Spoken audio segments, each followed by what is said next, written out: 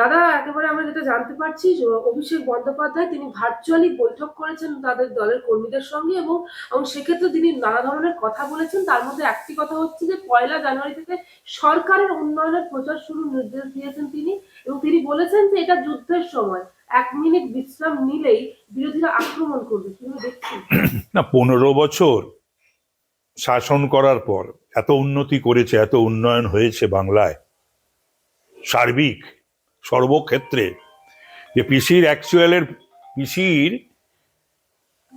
অ্যাকচুয়ালের পরে, মানে মমতা ব্যানার্জির অ্যাকচুয়ালের পরে যদি সত্যিকারের উন্নয়ন হতো তাহলে তো আর প্রচারের প্রয়োজন ছিল না।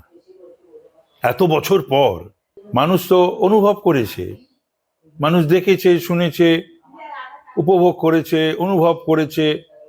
উন্নয়ন তো হয়েছে একটা শ্রেণীর, উন্নয়ন হয়েছে ব্যানার্জি পরিবারের, উন্নয়ন হয়েছে মমতা ব্যানার্জিকে ঘিরে যে বৃত্ত তারা, আর উন্নয়ন হয়েছে কিছু সিলেক্টেড দক্ষিণ কলকাতার মানুষের বা তৃণমূলের সিলেক্টেড কিছু লোকের।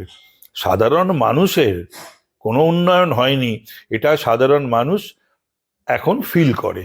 কর্মসংস্থান, আইন শৃঙ্খলা, শিল্প, শিক্ষা তো একেবারে লাটে উঠে গেছে।